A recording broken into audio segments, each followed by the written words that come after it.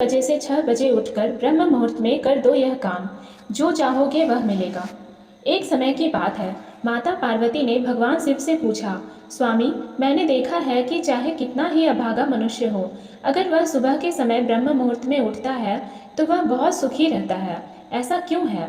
मुझे ब्रह्म मुहूर्त का रहस्य बताइए।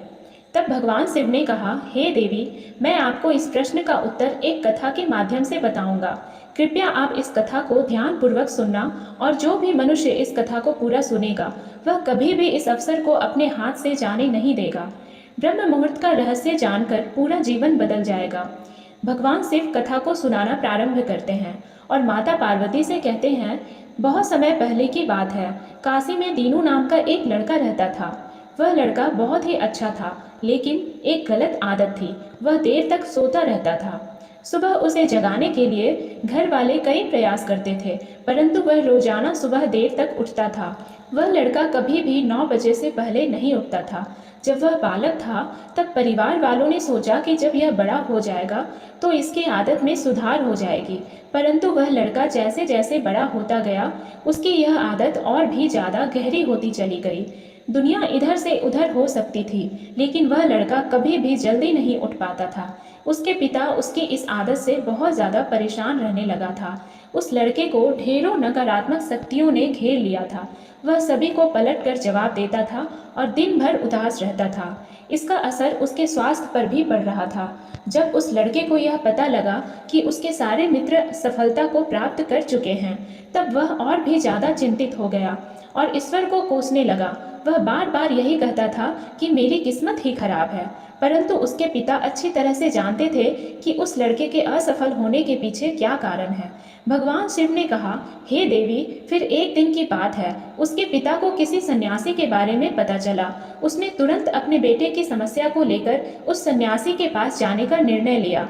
सन्यासी को बेटे की आदतों के बारे में बताया और सन्यासी ने कहा कि कल आप अपने बेटे को इस आश्रम में आने को कहिए। फिर उस लड़के का पिता अपने घर की ओर चला गया। उसे पता था कि अगर वह सीधे तरीके से अपने बेटे को सन्यासी से मिलने के लिए कहेगा तो वह कभी तैयार नहीं होगा। उसने अपने बेटे को अपने पास बुलाया और कहा, तुम्हारे सारे मित्र जीवन में सफलता प्राप्त कर चुके हैं, क्या तुम सफल नहीं होना चाहते हो? लड़के ने उत्तर दिया कि जरूर पिताजी, परंतु जब भी मैं अपने मित्रों से उनकी सफलता का रहस्य पूछता हूँ तो वह मुझे कुछ नहीं बताते हैं। भगवान शिव ने कहा, हे देवी, फिर उसके पिता ने कहा कि मुझे यह रहस्य पता चल गया है कि वह सभी क्यों सफल होते जा रहे हैं। तब उस लड़के ने बड़ी उत्सुकता से पूछा, क्या पता चल गया है पिताजी? कृपया करके आप मुझे बताइए। उसके पिता ने कहा कि कल सुबह तुम्हें एक सन्यासी के आश्रम में जाकर उनसे मिलना है। यदि तुम वहां पर समय से पहुंच गए तो वह सन्यासी तुम्हें ऐसा मंत्र बताएंगे जिससे तुम सफल हो जाओगे। परंतु एक समस्या है। लड़के ने कहा कि पिताजी, मैं कल पूरी रात जागता रहूंगा और सुबह सन्यासी से मिल कर आऊंगा। उसके पिता ने कहा कि ठीक है, तुम वहां जाकर उस सन्यासी की आज्ञा को मानना।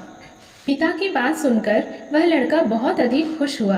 जीवन में पहली बार रात्रि में वह जागता रहा, परंतु थोड़े ही समय में उसे नींद आ गई और वह सो गया। फिर अगली सुबह जब वह उठा तो उसे पता चला कि सन्यासी से मिलने का समय समाप्त हो चुका था। उसके पिता ने लड़के की तरफ देखा और कहा कि तुम जीवन में कभी सफल नहीं हो पाओगे, जाओ और जाकर सो जाओ। पिता की यह बात सुनकर उस लड़के को बहुत दुख हुआ। उसने मन ही मन स्वयं को चुनौती दी कि कल सुबह वह सन्यासी से मिलने अवश्य जाएगा। उसने अपने पैर में एक छोटा सा घाव बना लिया, जिससे दर्द के कारण उसे रात भर नींद नहीं आई।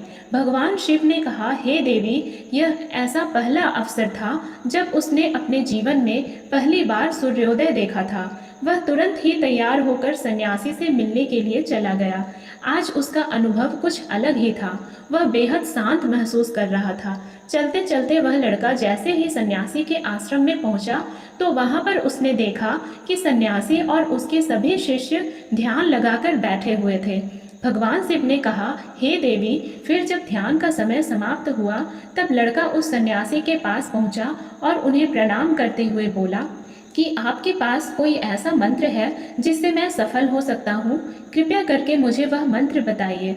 मैं भी अपने मित्रों के समान सफल होना चाहता हूँ और अच्छा जीवन जीना चाहता हूँ। भगवान शिव ने कहा, हे देवी। फिर सन्यासी मुस्कुराए और बोले, अच्छा, तो तुम वही बालक हो। तुम्हारे पिताजी मुझसे मिलने आए थे और उन्होंने तुम्हारे विषय में मुझे सब कुछ बता दिया था। मैं तुम्हें वह मंत्र अवश्य बता देता, परंतु अब लड़के ने जैसे ही परंतु शब्द सुना तो लड़का घबरा गया। उसने पूछा, परंतु क्या गुरुदेव? तब सन्यासी बोला, मैं तुम्हें वह मंत्र बताऊंगा, परंतु अगले 21 दिनों तक तुम्हें मेरी आज्ञा माननी होगी। मैं तुम्हें वह मंत्र 21 दिनों के बाद बताऊंगा। तब तक मैं तुमसे जो भी कार्य कहूंगा तुम्हें वह करना होगा। यदि तुम असफल हुए या कार्य के बीच में तुम्हारा संकल्प टूट गया तो उस मंत्र का असर नहीं होगा। दृढ़ निश्चय के साथ उस लड़के ने कहा कि मुझे आपकी सारी आज्ञा स्वीकार है। मैं अगले 21 दिनों के लिए आपका दास हूँ। आप जो भी कहेंगे मैं वही कार्य करूँगा। मुझे केवल और केवल उस मंत्र के बारे में जानना है। भगवान शिव ने कहा, हे देवी। फिर सन्यासी ने उस लड़के से कहा कि ठीक है, कल से तुम्हारा कार्य शुरू होगा। तुम इसी आश्रम में निवास करोगे। वह लड़का आश्रम में निवास करने के लिए तैयार हो गया। सन्यासी ने कहा कि यहाँ रहते हुए तुम्हें ब्रह्म मुहूर्त में उठना होगा और दूसरे शिष्यों की तरह ध्यान और तप करना होगा। साथ ही आश्रम के कार्यों में भी सहायता करनी होगी। ध्यान रहे, यह संकल्प टूटना नहीं चाहिए। भगवान शिव ने कहा, हे देवी। अब लड़का सन्यासी की बात से सहमत हो गया और अगले दिन से उसके कार्य के दिन की शुरुआत थी। इस बार उसने दृढ़ निश्चय किया, परंतु 1 सप्ताह बीतने के पश्चात ही उसका संकल्प टूट गया और वह 8वें दिन देर तक सोता रहा। जब वह नींद से जागा तो उसने कहा कि मुझसे कितनी बड़ी भूल हो गई है। वह रोते हुए सन्यासी के पास पहुंचा और कहने लगा कि हे गुरुदेव, मेरा संकल्प टूट गया। अब मैं जीवन में कभी सफल नहीं हो पाऊंगा। सन्यासी ने उसे समझाते हुए कहा कि एक बार फिर से शुरुआत करो, फिर से संकल्प करो। फिर लड़के ने सन्यासी से पूछा कि सुबह उठना इतना आवश्यक क्यों होता है और यहाँ पर सभी लोग इतनी जल्दी क्यों उठ जाते हैं। भगवान शिव ने कहा, हे देवी। तब सन्यासी ने लड़के को समझाते हुए कहा कि सुबह यानी ब्रह्म मुहूर्त में उठने के पीछे बहुत बड़ा विज्ञान छुपा हुआ है। लड़के ने कहा कि कृपया मुझे वह विज्ञान बताने की कृपा करें। सन्यासी ने कहा कि रात्रि को 4 पहर में बांटा गया है। पहला रुद्रकाल, जिसका समय शाम 6 बजे से लेकर 9 बजे तक होता है। दूसरा राक्षस काल, जिसका समय रात्रि 9 बजे से 12 बजे तक होता है। तीसरा गंधर्व काल, जिसका समय रात्रि 12 बजे से 3 तक होता है। और सबसे अंत में जो पहर आता है उसे मनोहर काल कहते हैं। इस समय को ब्रह्म मुहूर्त या अमृत बेला के नाम से भी जाना जाता है। इसका समय भोर 3 बजे से सुबह 6 बजे तक होता है। यह वह समय होता है जब पूरे संसार की नकारात्मक शक्तियाँ निष्क्रिय अवस्था में होती है और सकारात्मक शक्तियाँ सक्रिय होती है। ब्रह्म मुहूर्त अर्थात देव मुहूर्त। ब्रह्म मुहूर्त का अर्थ देवताओं का समय होता है। भगवान शिव ने कहा, हे देवी।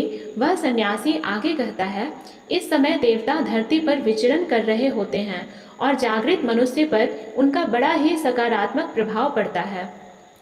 ब्रह्म मुहूर्त ऐसा समय होता है जिसमें मनुष्य का मस्तिष्क बिल्कुल खाली होता है, जिसमें किसी प्रकार के कोई विचार नहीं होते हैं। और जब इस समय व्यक्ति अपनी पुस्तक खोलकर पाठ का अध्ययन करते हैं। इस नए साल ये नई आदतें अपनाकर